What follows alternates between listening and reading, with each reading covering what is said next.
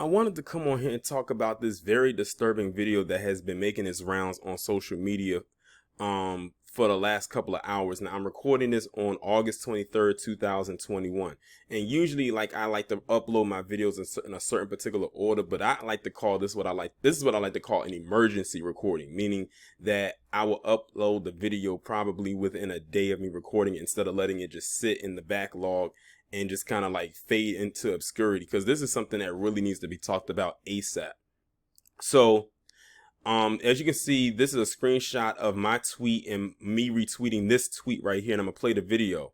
And what I'm gonna do is I'm gonna play this video with the audio attached, and it's gonna put into perspective why I wrote this.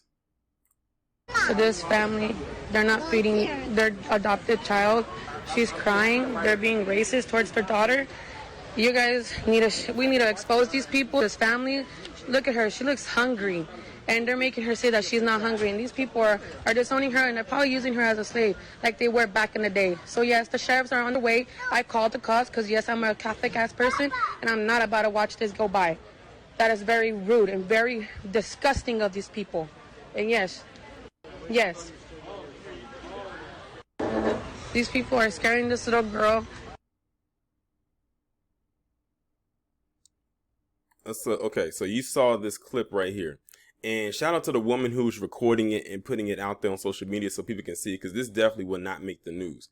So I got a hold of this because someone tagged me in it, and I wrote, you want to know what's interesting about this? Before this video went viral, I bet no one batted an eye asking if she was kidnapped, much like how they do black parents who adopt white kids. I have endless proof of that on my page. Now, I've done two videos, one with an adopted girl who was with her black sister, or adopted a black girl with her adopted white sister.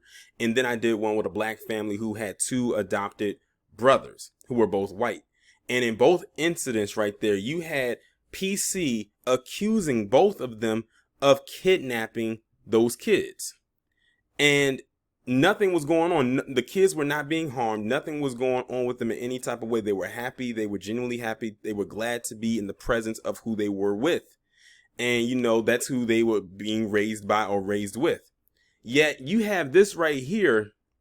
And this, trust me, this story actually goes a little bit darker, with something that one of my followers just sent me right before I pressed record to make this video. Yet you have this video right here of this black girl right here who looks like she probably is a teenager.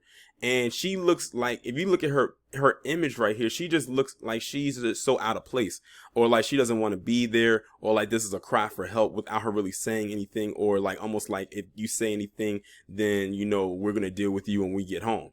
And if you notice, the quote unquote father, who's right here in the pink shirt, is walking away with his hand over her shoulder, looking like he's telling her, like almost like a brainwashing thing.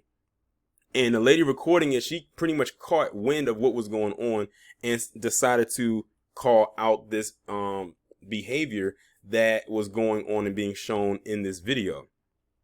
And it is very disturbing. Now, like someone has said, we need to stay on top of this because it reminds them of the Devontae Hart story with his siblings. And I don't have to rehash that, because we are like, just to constantly bring that up, even as an example, when it relates to a story, it's just mind boggling, and it just boils my, I can't even get my words out because it's that disturbing. I remember that video made me very emotional. Like, that whole story was it was too much. But what I'm going to do is I'm going to click on the thread because, you know, the super sleuths on Twitter, the black super sleuths, you know, they did their investigation and they found some more information about this.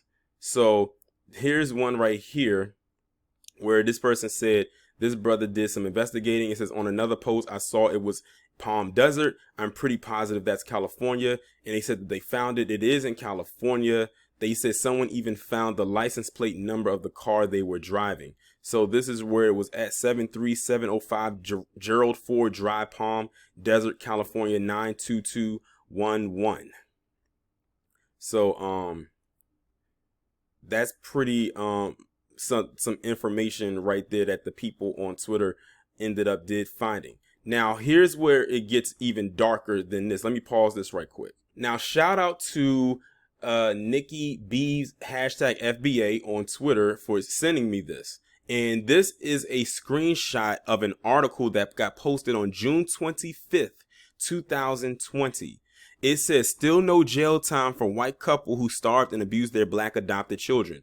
The couple, or at least the father, from what you saw from that video, is the same father here, but this is the same couple that has this girl right here looking like she's just so out of it. And it says, in June 2019, Kenny and Kelly Fry, a couple from Iowa, pleaded guilty to child endangerment after being accused of starving and abusing 2 black children they have adopted. And I wouldn't be surprised if that girl was one of them. Excuse me. Despite their inhumane treatments to the young children, they were only sentenced to 2 months of probation. Now, they have undeniable proof that these two were abusing their black adopted children. And CPS did nothing, and all they got was 2 months of probation, meaning they were able to still be at home with these kids and continue to abuse them. And they probably brainwashed them and told them to say this and not say that. This is absolutely disturbing. Yet they want to question us when we have, when black people adopt kids that are not black, and question, are they okay? But when it comes to them, they're either not going to get questioned, or they're going to allow them to continue to find a workaround to allow them to stay there until it's too late. Like I said, it keeps going back to the Devontae Hart story for me, because the same situation played out. The only difference between this one and that one is that there's only 2 black children. With the Devontae Hart situation, that was the whole family. That was him and all of his siblings. The only people that was white were the 2 I can't even bring it myself. The 2 butches who adopted them. They'd rather have given them to them than to the grandmother. And the grandmother fought to get those kids, and they never gave them to her. If she had got a hold of them kids would have still been alive today. And I still stand on the fact that I believe they didn't give the children to the grandmother because of her relation to the mother, which was her daughter. And her daughter, who was their mother, was strung out on drugs. But we see the situation here. Now all the kids are dead because CPS didn't do what they were supposed to do. CPS likes to move when they want to move. They like to, quote unquote, do their job when they want to do their job. And now here we have this young lady right here who's in a predicament that has been long standing. And this says in June 2019, you're talking 2 years ago. And this article was posted on June 25th, 2020, which means something else must have happened for them to do another article about them. And here we are yet again, fast forward, and this video pops up, and this is recent, as in it most likely happened this month. But they want to question us in our parenting skills, in our parenting styles. Granted, there are some rough around the edges parents out there, but guess what? That could qualify for anybody. It's not just conducive to black parents. This is why a lot of black people say they don't believe that white people should adopt black kids because of stories like this. This is why places in Africa don't even want outsiders, quote unquote, to adopt kids from over there. Hell, we have all them people that's going on those missionaries who are mainly white, whether man or woman, going over there molesting them kids. If they ain't scamming, they over there molesting.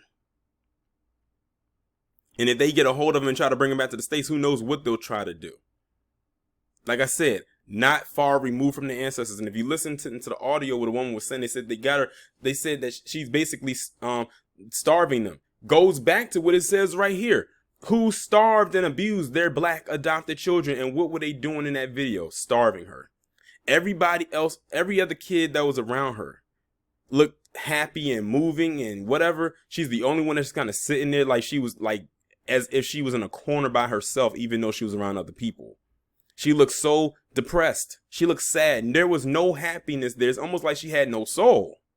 She almost looked like a shell. So I can only imagine, but I don't even want to imagine what they're doing with her at home when no one's around. And I hope that this video goes far and wide so many people can see exactly what it is that these people are up to and get a hold of them before they get away.